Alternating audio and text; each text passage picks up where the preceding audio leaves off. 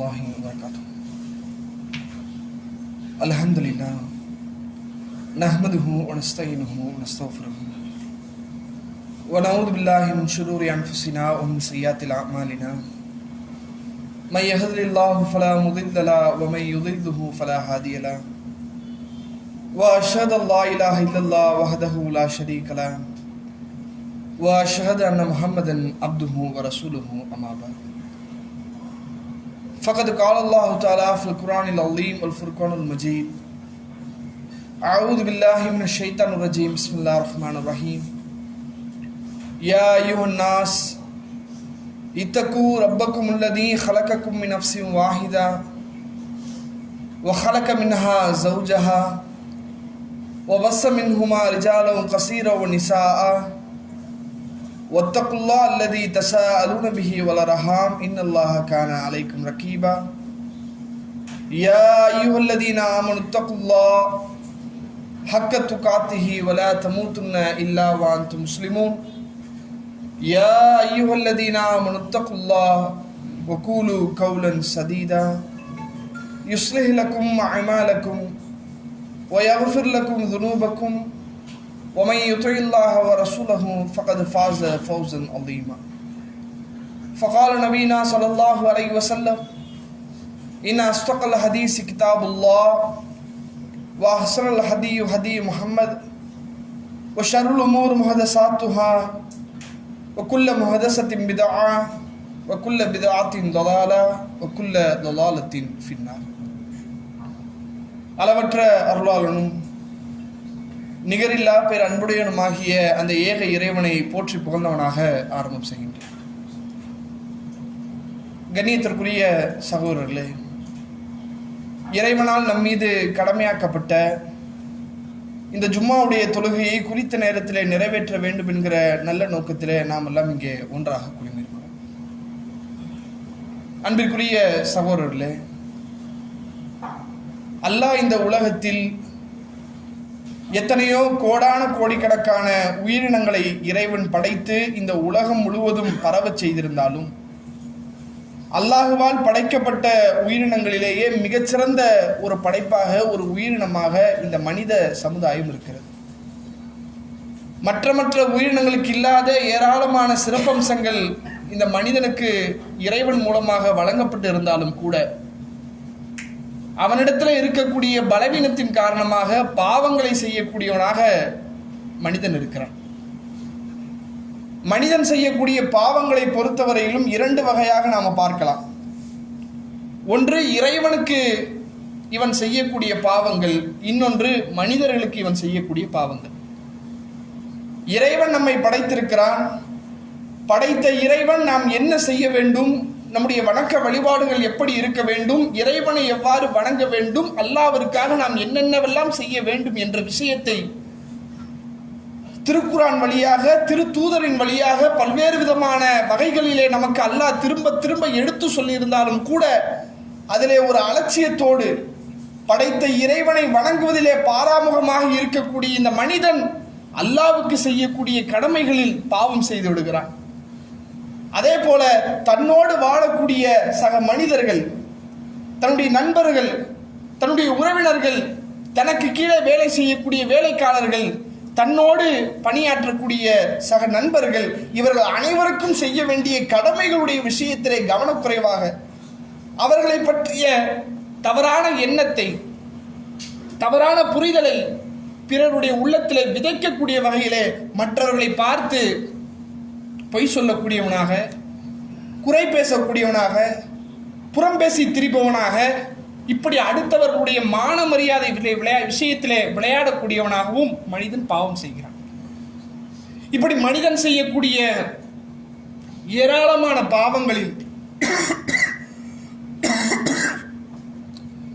நாம கவனிக்க வேண்டிய மிக முக்கியமான ஒரு விஷயம் என்னன்னு சொன்னால், இந்த உலகத்திலே மனிதன் செய்யக்கூடிய இந்த பாவங்களுக்கும் நன்மைகளுக்கும் நாளை மறுமையிலே படைத்த இறைவனுக்கு முன்பாக அதற்கான கூலியை ஒரு அடியான் பெறக்கூடிய சந்தர்ப்பத்தில் இந்த உலகத்திலே அவன் என்னென்ன பாவங்களை எல்லாம் செய்தானோ அது அத்தனையும் கணக்கு போட்டு அல்லாஹ் அவனுக்கு ஒரு தண்டனையை தருவானே, அந்த நேரத்தில் இவன் செய்த எல்லா நன்மைகளையும் இறைவன் ஒன்று சேர்த்து அந்த நன்மைக்கான வெகுமதியை இறைவன் தருவானே, அந்த சந்தர்ப்பத்தில் இவன் நன்மையும் செய்திருப்பான், பாவமும் செய்திருப்பான். நாளை மறுமையிலே அல்லாஹ் அந்த தராசு தட்டிலே, எடை தட்டிலே இவனுடைய நன்மையையும் தீமையும் கொண்டு வந்து நிறுத்தப்படும் போது இவனுடைய தீமையின் எண்ணிக்கை நன்மையை விட அதிகமாகிவிட்டால், இவன் செய்த நன்மையை விட பாவங்கள், குற்றங்கள், துரோகங்கள், அநியாயங்கள் அதிகரித்து விட்டால் இவன் செய்த நன்மைகள் இவனுக்கு பயனற்றதாக மாறி நாளை மறுமையிலே நரகத்தில் செல்லக்கூடிய ஒரு சூழல் ஏற்படும். அல்லாஹ் அதை தன்னுடைய திருமறையிலே சொல்லி காட்டுகிறான். ஃபஅம்மாமன் ஸகுலத் மவாஸீனுஹு, எவருடைய நன்மையின் எடை கனத்து விட்டதோ ஃபஹுவ ஃபீ ஈஷத்திர் ராதியா, அவர் திருப்திகரமான ஒரு வாழ்க்கையில இருப்பார். ஃபஅம்மாமன் ஹஃபத் மவாஸீனுஹு, எவனுடைய நன்மையின் எடை லேசாகி விட்டதோ ஃபஹும்முஹு ஹாவியா, அவன்தான் நரகத்திற்கு செல்வான், ஹாவியாவிற்கு செல்வான். ஒமா அதுராக மாஹியா, ஹாவியா என்று சொன்னேனே அது என்னவென்று உனக்கு தெரியுமா? நாருன் ஹாமியா, அதுதான் சுட்டரிக்கக்கூடிய நரக நெருப்பு என்று அல்லாஹ் சொல்லி காட்டுது. இந்த நன்மை தீமையினுடைய எடையை இறைவன் போடும்போது இவன் நன்மையினுடைய எடை குறைந்து நரகத்திற்கு செல்கிறானே, இவன் யார்? அல்லாஹ்வுக்கு இணை வைத்தவனா? இல்லை, அல்லாஹ்வை நம்பியவன். நம்பியதனால தானே நன்மை செஞ்சான். ஆனால் அந்த நன்மைகள் நாளை மறுமையில் அவனுக்கு பயனற்று போனதற்கான காரணம் என்ன? நன்மையை விட தீமைகளுடைய எண்ணிக்கை அதிகமாக இருக்கிறது. அப்ப மனிதனுடைய படைப்பிலேயே அவனுடைய பலகீனத்தின் காரணமாக பாவங்களை தொடர்ச்சியாக செய்யக்கூடிய மனிதன் நாளை மறுமையிலே இப்படிப்பட்ட ஒரு நஷ்டத்திலிருந்து அவன் தப்பிப்பதற்கு, இந்த நெருக்கடியிலிருந்து அவன் தப்பிப்பதற்கு இஸ்லாம் அவனுக்கு சில வழிமுறைகளை சொல்கிறது. அது என்ன என்பதைத்தான் இந்த ஜும்மாவுடைய உரையில் நாம் பார்க்க இருக்கிறோம். அன்பார்ந்த சகோதரர்களே, ஒரு மனிதன் தான் செய்யக்கூடிய பாவங்களை உணர்ந்து வருந்தி, தெரியாமல் செய்துவிட்டோம், ஒரு கவனக்குறைவில் செய்துவிட்டோம், அடுத்தவன் மீது இருந்த காழ்ப்புணர்ச்சியில செய்துவிட்டோம், ஒரு கோபத்தில் செய்துவிட்டோம் என்று இவன் செய்த பாவங்களை ஒத்துக்கொண்டு உணர்ந்து மனிதர்களுக்கு மத்தியிலே செய்த பாவங்களுக்கு மன்னிப்பு கேட்டு திருந்தி விட்டால் மறுமையில் தப்பித்து விட்டான். அதே போல இறைவனுக்கு இவன் செய்த பாவங்கள், தொழுகையில ஏற்பட்ட கவனக்குறைவு, மற்ற அல்லாஹ்வுக்கு கட்டுப்படக்கூடிய விஷயத்தில் இவன் காட்டிய அலட்சியம், அந்த விஷயங்களை எல்லாம் இவன் ஒத்துக்கொண்டு, இறைவா நான் தவறு செய்து விட்டேன், நான் பாவம் செய்து விட்டேன், படைத்த இறைவனை நான் மறந்து விட்டேன், என்னுடைய பாவங்களை எல்லாம் நீ மன்னித்து ரகுமானே என்று அல்லாஹ்விடத்திலே கையேந்தி கதறி அழுது தான் செய்த பாவங்களுக்கு பாவ மன்னிப்பை இவன் பெற வேண்டும். அல்லாஹ் அதை தன்னுடைய திருமறையிலே மிக அற்புதமாக சொல்லி காட்டுகிறான். வல்லதீன இதா ஃபஅலு ஃபாஹிஷத்தன் அவ் லலமு அன்ஃபுஸகும் ஸக்கருல்லாஹ், சில அடியார்கள் இருக்கிறார்கள், இதா ஃபஅலு ஃபாஹிஷத்தன் அவ் லலமு அன்ஃபுஸகும், ஒரு மானக்கேடான காரியத்தை செய்து விட்டாலோ அல்லது தங்களுக்கு தாங்களே அவர்கள் அநியாயம் செய்து விட்டாலோ ஸக்கருல்லாஹ், அல்லாஹ்வை அவர்கள் நினைத்து பார்ப்பார்கள். அல்லாஹ்வை தவிர பாவங்களை மன்னிக்க கூடியவன் யார் என்று உணர்ந்து அல்லாஹ்விடத்திலே பாவ மன்னிப்பு தேடுவார்கள். நாம் செய்த பாவங்களினுடைய நிலையை மாற்ற வேண்டும் என்றால் படைத்த இறைவனிடத்திலே பாவ மன்னிப்பு தேட வேண்டும். இது ஒரு வழிமுறை. அதோடு சேர்த்து பாவங்களை விட்டு நாம் விலக வேண்டும் என்றால் அதற்கும் இஸ்லாம் ஒரு வழிமுறையை சொல்கிறது. என்ன? ஃபஅம்மாமன் ஹாஃப மகாம ரப்பிஹி வ நஹன் நஃப்ஸ அனில் ஹவா, யார் தன்னுடைய இறைவன் முன்பு தனக்கு முன்னால் இறைவன் நிற்கிறான் என்று பயந்து பாவங்களை விட்டு தன்னுடைய மனோ இச்சையை விலக்கிக் கொள்கிறானோ ஃபைனல் ஜன்னத்த ஹியல் மஅவா, அவனுடைய தங்குமிடம் அது சொர்க்கம்தான். அல்லாஹ் நம்மை பார்த்து கொண்டிருக்கிறான், அல்லாஹ் நம்மை கண்காணித்துக் கொண்டிருக்கிறான், நம்மை கவனித்துக் கொண்டிருக்கிறான், நான் என்னென்ன செய்து கொண்டிருக்கிறேன் என்பதை இறைவன் பதிவு செய்து கொண்டிருக்கிறான் என்ற எண்ணம் எவனுடைய உள்ளத்திலே வந்து அதன் காரணமாக பாவத்தை விட்டு விலகுகிறானோ அவன்தான் சொர்க்கத்திற்கு செல்வான். இஸ்லாத்துடைய மிக பிரதானமான விஷயமே அதுதான். படைத்த இறைவனை பற்றிய சிந்தனை, அந்த எண்ணம் நம்முடைய உள்ளத்திலே பசுமையாக இருந்து கொண்டே இருக்க வேண்டும். எப்படி? அல்லாஹ் நம்மை கண்காணித்துக் கொண்டிருக்கிறான், அல்லாஹ் நம்மை பார்த்து கொண்டிருக்கிறான். இந்த உலகத்தில் உள்ள அனைத்து மனிதர்களுடைய பார்வைகளிலும் மண்ணை தூவி விட்டு நான் ஒரு பாவத்தை செய்ய முடியும். அனைத்து நபர்களுடைய பார்வைக்கு அப்பால் சென்று ஒரு பாவத்தை என்னால் செய்துவிட முடியும். ஆனால் படைத்த இறைவனுடைய பார்வையை தாண்டி ஒரு பாவத்தை என்னால் செய்ய முடியுமா? நான் செய்யக்கூடிய காரியம் அது அற்பமானதோ பிரம்மாண்டமானதோ அல்லாஹ்வுடைய பார்வைக்கு அப்பாற்பட்டது கிடையாது. நாளை மறுமையிலே கோடான கோடிக்கணக்கான மக்கள் வந்து நிற்கக்கூடிய சன்னிதானத்தில் அல்லாஹ் என்னை நிற்க வைத்து இந்த பாவத்தை ஏன் செய்தாய், என்னை ஏன் மறந்தாய், இந்த பாவத்தை செய்யும் போது படைத்த இறைவன் ஒருத்தன் இருக்கிறானே, அவன் நம்மை பார்த்து கொண்டிருக்கிறானே, கண்டிப்பாக நாளை மறுமையிலே இதற்காக கணக்கு கேட்பானே என்ற அச்ச உணர்வு எனக்கு ஏன் வரவில்லை என்று அல்லாஹ் நம்மை பார்த்து கேட்டால் நாம் என்ன செய்வது என்ற எண்ணம் மனிதனுடைய வாழ்க்கையிலே அவன் பாவம் செய்வதை விட்டு விலக்கி வைக்கும். இந்த சிந்தனை நம்முடைய உள்ளத்திலே ஆழமாக அல்லாஹ்வை நினைப்பது என்றால், இறைவனுடைய சிந்தனை என்றால் இப்படி இருக்கணும். அல்லாஹ் நம்மளை கவனிச்சுக்கிட்டு இருக்கான், அல்லாஹ் நம்மளை கண்காணிச்சுக்கிட்டு இருக்கான், இறைவனுடைய பார்வைக்கு அப்பால் சென்று நம்மால் எந்த பாவத்தையும் செய்ய முடியாது என்ற அந்த எண்ண ஓட்டம் நம்முடைய உள்ளத்திலே பசுமையாக இருந்து கொண்டே இருக்க வேண்டும். லுக்மான் என்று சொல்லக்கூடிய ஒரு நல்லடியார் தான் பெற்ற மகனுக்கு உபதேசம் செய்கிறார். அந்த உபதேசத்தில் அவர் குறிப்பிடுகிறார், யா புனைய, என்னுடைய அருமை மகனே, லா துஷ்ரிக் பில்லா, அல்லாஹ்விற்கு நீ இணை வைத்து விடாதே, இன்ன ஷிர்க லஸூமுன் அலீம், அல்லாஹ்வுக்கு இணை வைப்பது என்பது அது மாபெரும் அநியாயம் என்கிறார். இறைவனுக்கு இணை வைக்கக்கூடிய காரியம் ஒரு சாதாரணமான பாவம் அல்ல, அது மிகப்பெரிய அநியாயம். அல்லாஹ்விற்கு நாம் இணை வைக்கிறோம் என்று சொன்னால் அந்த இணை வைப்பிற்கு நம்ம இடத்துல எந்த காரணமும் இல்லை. அல்லாஹ்வுக்கு அல்லாஹ்வுடைய அதிகாரத்துல அல்லாஹ்வுடைய அந்தஸ்துல ஒரு தர்காவை கொண்டு வந்து வைக்கிறான், ஒரு கொடிமரத்தை கொண்டு வந்து வைக்கிறான், ஒரு ஜெண்டாவை கொண்டு வந்து வைக்கிறான், கையில கட்டக்கூடிய தாயத்தை கொண்டு வந்து வைக்கிறான்னு சொன்னா இவன் அல்லாஹ்வுடைய ஆற்றல் இந்த தாயத்துக்கு இருக்குன்னு சொல்லி நம்புறானே, இதற்கு ஏதாவது ஒரு லாஜிக் இருக்குதா, ஒரு காரணம் இருக்குதா? அல்லாஹ் மாதிரியா இந்த தாயத்து, அல்லாஹ் மாதிரியா இந்த கொடிமரம், அல்லாஹ் மாதிரியா இந்த ஜெண்டா? ஃபஆலுல் லிமா யுரீத், நினைத்ததை செய்து முடிக்கக்கூடிய ஆற்றல் உடையவன் அந்த இறைவன். அதுவும் இது ஒண்ணா? அவன் நினைத்தால் நினைத்த மாத்திரத்தில் எல்லாவற்றையும் செய்து முடிப்பான். அதுவும் இதுவும் ஒண்ணா? எல்லாவற்றையும் படைத்து பரிபாலிக்கக்கூடியவன். அதுவும் இதுவும் ஒண்ணா? இல்லை. அல்லாஹ்வுக்கு நீ இணை வைத்து விடாதே, அந்த இணை வைப்பு மிக மோசமான அநியாயம் என்று சொல்லிவிட்டு அடுத்து தன்னுடைய மகனுக்கு அவர் சொல்லுகிறார், யா புனைய, என்னுடைய அருமை மகனே, இன்னஹா இன்தகு மிஸ்கால ஹப்பத்தின் மின் ஹர்தலின் ஃபதகூனு ஃபி ஸஹரத்தின் அவ் ஃபி ஸமாவாத்தி அவ் ஃபில் அர்ல் யஅதி பிஹில்லாஹ் இன்னல்லாஹ லத்தீஃபுல் ஹபீர். என்னுடைய அருமை மகனே, நீ செய்யக்கூடிய ஒரு காரியம் அது மிக மிக அற்பமாக இருந்தாலும் சரி, நீ செய்யற காரியம் ரொம்ப சின்ன காரியம், அந்த காரியம் கடும் பாறைகளுக்குள்ளே இருந்தாலும் சரி, வானங்களில் இருந்தாலும் சரி, பூமியில் இருந்தாலும் சரி, யஅதி பிஹில்லாஹ், அல்லாஹ் நாளை மறுமையில கொண்டு வந்து அதை நிறுத்துவான். அல்லாஹ்வை பயந்து கொள். நீ செய்யக்கூடிய இந்த காரியத்தை நான் பார்க்கவில்லை என்று நினைக்காத. தந்தையுடைய கண்களுக்கு தெரியாமல் இந்த பாவத்தை செய்து விட்டோமே என்று நினைக்காத. என்னுடைய பார்வையை தாண்டி படைத்த இறைவன் உன்னை கண்காணித்துக் கொண்டிருக்கிறான், அதை மறந்துடாத. செய்யக்கூடிய இந்த காரியத்துக்கு நாளை மறுமையில் அல்லாஹ் கேட்பானே, அந்த எண்ணம் உன்னுடைய உள்ளத்திலே ஆழமாக இருக்க வேண்டும் என்று தன்னுடைய மகனுக்கு உபதேசம் செய்கிறார். அதை அல்லாஹ் தன்னுடைய திருமறையிலே பதிவு செய்து கியாமத் நாள் வரைக்கும் வரக்கூடிய மக்களுக்கு ஒரு படிப்பனை அல்லாஹ் தருகிறான் என்றால் அதுதான் இஸ்லாத்தினுடைய அடிப்படை.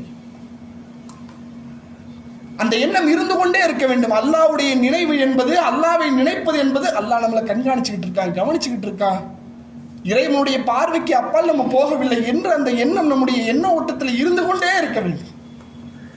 நல்லா யோசிச்சு பாருங்க, நபிமார்களுடைய வரலாற்றை படிக்கிறோம்ல, நபிமார்களுடைய வரலாற்றுல நாம பெற வேண்டிய மிக முக்கியமான ஒரு பாடமே இதுதான். நான் கேட்கிறேன், நபிமார்கள் யார்? நம்மை போன்ற மனிதர்கள் தானே. நாம் எப்படி இருக்கிறோமோ, நாம் எப்படி உணவு உண்கிறோமோ, நாம் எப்படி திருமணம் செய்கிறோமோ, நாம் எப்படி குழந்தைகளை பெற்றுக்கொள்கிறோமோ, நாம் எப்படி உலகத்தின் மீது தேவையுடையவர்களாக இருக்கிறோமோ, இதே போன்று தானே அவங்களும் இருந்தாங்க. இதே மாதிரியான காரியங்களை தான் அவங்களும் செஞ்சாங்க. ஆனால் அவர்கள் பெரும் பெரும் பாவங்களை விட்டு விலகி இருந்தார்கள். மிக பிரம்மாண்டமான படு பயங்கரமான பாவங்களை விட்டு விலகி இருந்தார்கள். என்ன காரணம்? எப்படி அவங்களால இருக்க முடிச்சு? இதுதான் காரணம். அல்லாஹ் நம்மளை கண்காணிச்சுக்கிட்டு இருக்கிறான். இறைவனோடு இருக்கக்கூடிய அந்த தொடர்பு, அந்த உரையாடல், இறைவனிடமிருந்து வகி வருகிறது. அல்லாஹ்வோடு பேசுகிறார்கள், இறைவனை வணங்குகிறார்கள், இறைவனோடு நெருக்கமாக இருக்கிறார்கள். அந்த நெருக்கம் அவருடைய உள்ளத்திலே ஒரு அச்சத்தை ஏற்படுத்துகிறது. அல்லாஹ் கண்காணிச்சுக்கிட்டு இருக்கான், அல்லாஹ் கவனித்துக் கொண்டிருக்கிறான், அல்லாஹ் பார்த்து கொண்டிருக்கிறான். அந்த நினைவு அல்லாஹ் தன்னுடைய திருமறையை சொல்லி காட்டுகிறானே, இன்னமல் முஃமினூன அல்லதீன இதா துக்கிரல்லாஹ் வஜிலத் குலூபுஹும். ஈமான் கொண்டவர்கள் யார் தெரியுமா? அல்லாஹ் என்று சொல்லப்பட்டால் அப்படியே அவருடைய உள்ளங்கள் எல்லாம் நடுநடுங்கி விடும். இதா துலியத் அலைஹிம் ஆயாத்துனா ஸாதஹும் ஈமானா. நம்முடைய வேத வசனங்களை அவர்களுக்கு ஓதி காட்டினால் அப்படியே அவருடைய ஈமான் எல்லாம் அதிகரித்து விடும் என்று சொல்கிறானே, உள்ளம் எப்படிங்க நடுங்கும்? அல்லாஹ் என்று சொன்ன உடனே உள்ளம் நடுங்கிருமா?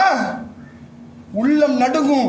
எப்ப நடுங்கும்? அல்லாஹ் நம்மளை கண்காணித்துக் கொண்டிருக்கிறான் என்ற எண்ணம் நம்முடைய உள்ளத்தில் இருக்கும் போது. ஒருவன் பாவம் செய்கிறான், ஒரு குற்றத்தை செய்கிறான், ஒரு அநியாயத்தை செய்கிறான், ஒரு தீமையை செய்கிறான். அந்த தீமையை செய்யக்கூடிய அந்த சந்தர்ப்பத்திலே அல்லாஹ்வுடைய எண்ணம் உள்ளத்துல வந்து அந்த பாவத்தை விட்டு விலகிறானே, அதுதான் உள்ளம் நடுங்குவது. உள்ளம் நடுங்கிறதுனா சும்மா அல்லாஹ்னு பேரை சொன்னோன்னு நடுங்கிறதல்ல. ஒரு பாவத்தை செய்யக்கூடிய சந்தர்ப்பத்தில் அல்லாஹ்வுடைய நினைவு எப்படியோ ஒரு வகையில் வந்துடும்.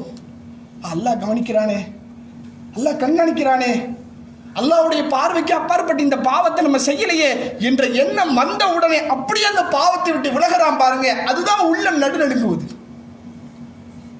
அல்லாஹ்வுடைய தூதரவர்கள் பல வரலாற்று செய்திகள் மூலமாக நமக்கு சொல்லலையா? குகைவாசிகளுடைய வரலாறு அதிகம் கேள்விப்பட்ட வரலாறு, மனப்பாடம் செய்யப்பட்ட ஒரு வரலாறு. அதுல உள்ள முக்கியமான படிப்பினையை பாருங்க. அந்த குகைவாசிகள்ல 3 பேர் மாட்டிக்கிறாங்க, 3 பேரும் தனித்தனியா பிரார்த்தனை செய்யறாங்க. அதுல ஒரு நபர் அல்லாஹ்விடத்தில் பிரார்த்தனை செய்கிறார். எப்படி? இறைவா, நான் ஒரு பெண்ணை விரும்புகிறேன். நீண்ட செய்தி சுருக்கமா சொல்றேன். நான் ஒரு பெண்ணை விரும்புகிறேன், அந்த பெண்ணின் மீது நான் ஆசைப்பட்டேன், அந்த பெண்ணை அடைவதற்கு பல வகையில் நான் முயற்சி செஞ்சேன். ஒரு சந்தர்ப்பத்தில் அந்த பெண்ணுக்கு ஒரு பொருளாதார நெருக்கடி ஏற்படுகிறது.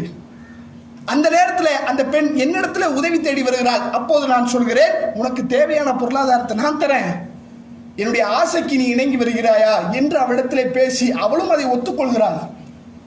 எல்லாமே காசை கொடுத்தாச்சு. தவறான ஒரு விஷயத்திற்கு இவர் அழைக்கிறார், அந்த பெண்ணும் ஒத்துக்கிட்டாங்க. கடைசியிலே தவறு செய்வதற்கு இருவரும் நெருங்கி இருக்கக்கூடிய சந்தர்ப்பத்தில் அந்த பெண் சொல்கிறாள், அல்லாஹ்வுடைய அடியானே, அல்லாஹ்வை நீ பயந்து கொள் என்ற ஒரு வார்த்தையை சொன்ன உடனே பாவம் செய்வதற்கான எல்லா வகையான வாய்ப்புகள் திறக்கப்பட்டிருந்த சந்தர்ப்பத்திலும் அந்த நேரத்தில் அந்த பெண்ணோடு அவர் என்ன தவறு செய்திருந்தாலும் இந்த உலகத்தில் யாருக்கும் தெரிந்திருக்காது. எல்லா வகையான வாய்ப்புகளும் அவனுக்கு கைக்கரியில் இருக்கக்கூடிய சந்தர்ப்பத்தில் அந்த பெண்மணி சொல்கிறார், அல்லாஹ்வுடைய அடியானே, அல்லாஹ்வை நீ பயந்து கொள் என்று சொன்ன உடனே அந்த பாவத்தை விட்டு விலகினாரே, இதுதான் உள்ளம் நடுநடுங்குவது. அல்லாஹ் ஒருத்தன் இருக்கிறானே, அல்லாஹ் பார்த்துக்கிட்டு இருக்கிறானே, அல்லாஹ்வுடைய கண்காணிப்பை விட்டு நம்மளால தப்பிக்க முடியாது என்ற பயத்துல பாவத்தை விட்டு விலகிறானே, அதைத்தான் இஸ்லாம் சொல்லுது.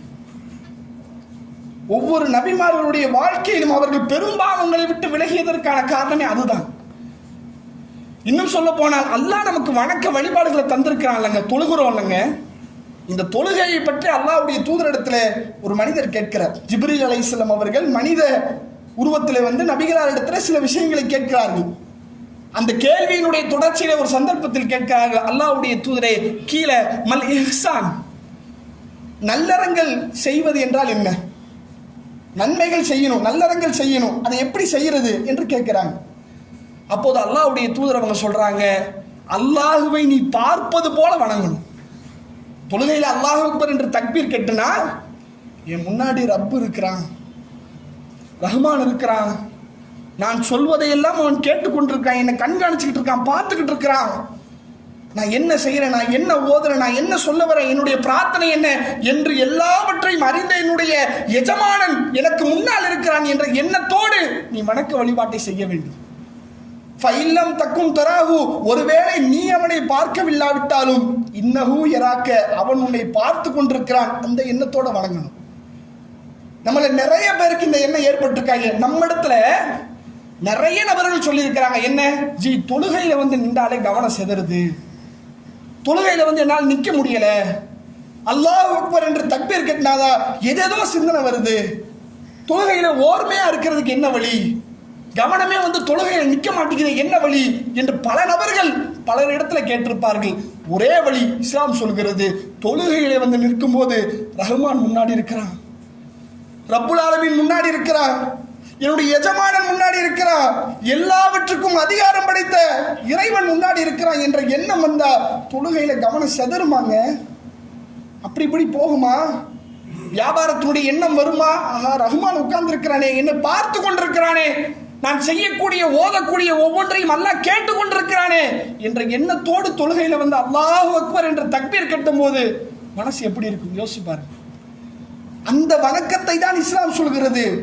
சும்மா ஒன்று இஸ்லாம் சொல்லல. இன்ன ஸலாத்த தன்ஹா அனில் ஃபஹ்ஷாய் வல் முன்கர், தொழுகை வெட்கக்கேடான மானக்கேடான காரியத்தை விட்டு உங்களை தடுக்கும் என்று இஸ்லாம் சொல்லுதே. சும்மா சொல்லிட்டு போதா? தொழுதுட்டா நீ தப்பே செய்ய மாட்ட என்று சொல்ல வருதா? தொழுதுட்டா நீ பாவமே செய்ய மாட்ட என்று சொல்ல வருதா? இல்லை. அந்த தொழுகையில இந்த உள்ளட்சம் இருக்கணும். ரஹ்மான் பார்த்துக்கிட்டு இருக்கிறான், கவனிச்சுக்கிட்டு இருக்கிறான், சொல்லக்கூடிய ஒவ்வொரு வார்த்தையும் அல்லாஹ் கேட்டுக்கிட்டு இருக்கிறான் என்ற எண்ணத்தோடு அல்லாஹு அக்பர் என்று தக்பீர் கட்டினால், இறைவா நீதான் மிகப்பெரியவன் என்ற வார்த்தையை சொல்லி இவன் அந்த வணக்கத்தில் நிற்கும் போது மனசு அலப்பாயுமா? அதை இதை யோசிக்குமா? எண்ணங்கள் தடுமாறுமா? ரப்பு கிட்ட பேச போறேன், இறைவா நீதான் அளவற்ற அருளாளன், நிகரில்லா அன்புடையோன், தீர்ப்பு நாளுடைய அதிபதி நீதான், உன்னையே வணங்குகிறேன், உன்னிடத்திலே உதவி தேடுகிறேன், நீ கோபத்திற்கு ஆளாளருடைய வழியில என்னை கொண்டு போய் விட்டுறாதே, நீ யார் மீது இரக்கம் காட்டுறாயோ அவர்களுடைய பாதையின் பக்கம் என்னை செலுத்துவாய் இறைவா என்று அல்லாஹ்விடத்திலே பேசிக் கொண்டிருக்கிறேன். அந்த எண்ணம், அந்த இறை நினைவு நம்முடைய வணக்க வழிபாடுகளிலே நாம் சீர் செய்யும் போது பாவங்களை விட்டு நம்மை விலக்கும். அப்ப படைத்த இறைவனை நாம் நினைத்தால், சரியான முறையிலே அல்லாஹ்வை நினைவு கூர்ந்தால் அந்த நினைவு பாவங்களை விட்டு நம்மை தடுக்கும். இது ஒரு வழிமுறை. பாவங்கள் செய்யாம இருந்தா மட்டும் போதாது, அதே போல நன்மையும் செய்யணும், நன்மையினுடைய எடையும் அதிகரிக்கணும். அதற்கும் இஸ்லாம் ஒரு வழிமுறையை சொல்கிறது. எப்படி? நபிகள் நாயகம் ஸல்லல்லாஹு அலைஹி வஸல்லம் அன்னவர்கள் இறைவனை நினைக்கக்கூடிய வகையிலே, அல்லாஹ்வை திக்ர் செய்யக்கூடிய வகையிலே சில திக்ர்களை சொல்கிறார். அற்புதமான ஒரு திக்ர். நம்முடைய வாழ்க்கையில் நம்ம அந்த திக்ரை தெரிஞ்சிருப்போம், ஆனால் அதனுடைய நன்மையை அறியாமல் நம்மில் பல நபர்கள் அதை கடந்து சென்று கொண்டே இருக்கிறோம். சஹீஹ் புகாரிலே இடம்பெறக்கூடிய ஒரு திக்ர், அல்லாஹ்வுடைய தூதர் அவர்கள் சொல்லக்கூடிய அந்த திக்ருடைய நன்மைகளை நபிகள் நாயகம் அவர்கள் சொல்கிறார்கள். என்ன? இறை தூதர் அவர்கள் ஒரு திக்ரை சொல்லிவிட்டு, இந்த திக்ரை ஒரு நாளைக்கு யார் 100 தடவை சொல்கிறாரோ அவர் 10 அடிமைகளை விடுதலை செய்ததற்கான நன்மை அவருக்கு எழுதப்படும்.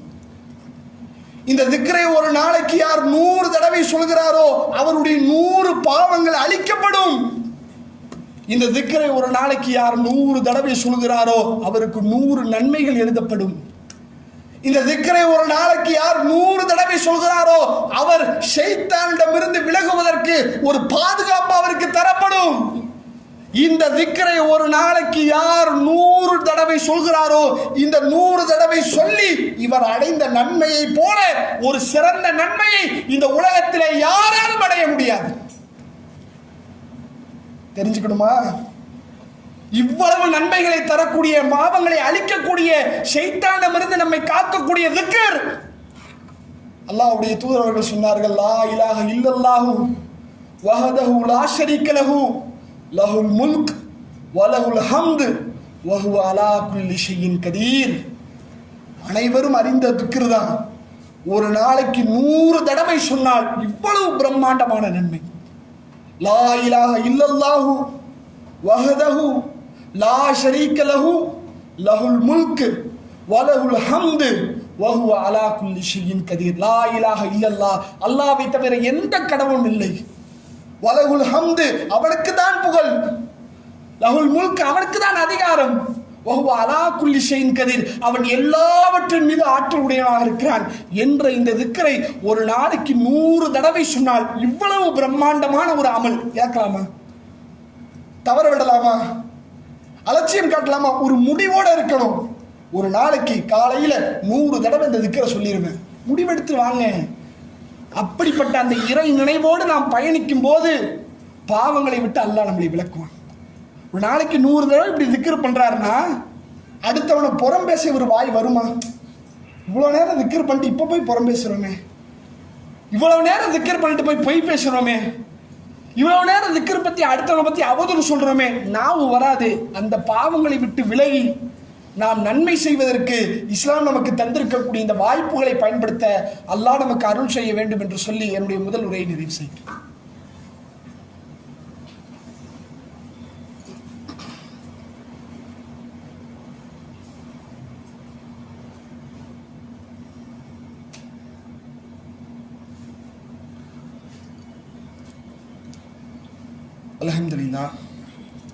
அல்ஹம்துலில்லாஹி ரப்பில் ஆலமீன் வல் ஆகிபத்துல் முத்தகீன் வஸ்ஸலாத்து வஸ்ஸலாமு அலா முஹம்மதின் வாலிஹி வஸஹ்பிஹி அஜ்மஈன். அம்மா பஅத். அன்பார்ந்த சகோதரர்களே, அல்லாஹ் தன்னுடைய திருமறையிலே சொல்லி காட்டுகிறான், வல்தகும் மின்கும் உம்மத்தும், உங்களிடத்திலே ஒரு சமுதாயம் இருக்கட்டும், யதுஊன இலல் கைர் வ யஅமுரூன பில் மஅரூஃபி வ யன்ஹவுன அனில் முன்கர், நன்மையை ஏவி தீமையை தடுத்து நல்லவற்றின்பால் மக்களை அழைக்கக்கூடிய ஒரு சமுதாயம் உங்களில் இருக்கட்டும். உலாய்க ஹுமுல் முஃப்லிஹூன், அவர்கள்தான் வெற்றியாளர்கள் என்று அல்லாஹ் தன்னுடைய திருமறையிலே சொல்லி காட்டுகிறார். இந்த அழைப்பு பணி என்பது, நன்மையை ஏவி தீமையை தடுக்கக்கூடிய இந்த காரியம் என்பது இஸ்லாத்தினுடைய மிக முக்கியமான ஒரு அடிப்படையான ஒரு விஷயமாக இருக்கிறது. இதை செய்வதற்கு திருமறை குர்ஆனை மனனம் செய்ய வேண்டிய கட்டாயம் இல்லை, அவசியம் இல்லை. அனைத்து நபிமொழிகளையும் கற்றறிய வேண்டும் என்ற நிர்பந்தம் இல்லை. நாம் தெரிந்த, நாம் அறிந்த பல விஷயங்களை மக்களுக்கு மத்தியில் யதார்த்தமாக செய்யலாம். ஒருத்தருக்கு தாவா செய்வதற்கு ஒரு 4 வருட காலம் உட்கார்ந்து படிச்ச பட்டம் வாங்கிட்டு வந்துதான் நம்ம தாவா செய்ய வேண்டிய அவசியம் இல்லை. நமக்கு தெரிந்த விஷயத்தை அவருக்கு சொல்லலாம். எத்தனையோ இஸ்லாமிய சகோதரர்கள், முஸ்லீம் சகோதரர்கள் டீக்கடையில் நின்று சிகரெட்டை பிடிச்சிட்டு இருப்பாங்க. போய் சொல்லுங்க, சிகரெட்டை பிடிக்காதீங்க, தப்பு தானே ஜி, சிகரெட்டு குடிக்கிறனால எவ்வளவு இழப்பு வருது, இவன் உங்களை நீங்களே ஏஞ்சி வருத்திக்கிறீங்க என்று அவர்கள் செய்யக்கூடிய தீமையை சொல்லுங்க. ஒரு நாள் சொல்லுங்க, 2 நாள் சொல்லுங்க, ஒரு வாரம் சொல்லுங்க, 10 நாள் சொல்லுங்க. ஆரம்பத்தில் சொல்லும் போது அதை அலட்சியம் பண்ணுவான். உனக்கு எதுக்குப்பா தேவையில்லாத, உங்க வேலையை பார்த்து நீ போப்பா என்று அலட்சியம் செய்வான். ஏற்றுக்கொள்ள மாட்டான், நம்மை பார்த்து குறை சொல்வான். அந்த நிலை மாற வேண்டும் என்றால் திரும்ப திரும்ப திரும்ப திரும்ப சொல்லும் போது ஒரு கட்டத்தில் அவனே உணர்ந்து சரி வேணாம், சிகரெட்டை வேணான்னு சொல்லி விட்டு வெளியே வருவான்.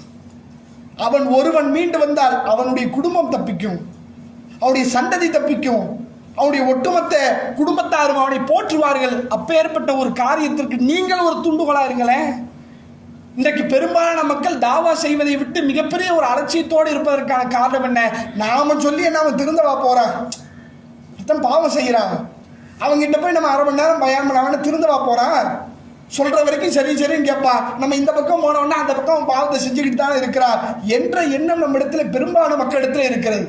முதல்ல அதை உடைக்கணும். எடுத்து சொல்லுவோம், 1 தடவை சொல்லுவோம், 2 தடவை சொல்லுவோம், 3 தடவை சொல்லுவோம்.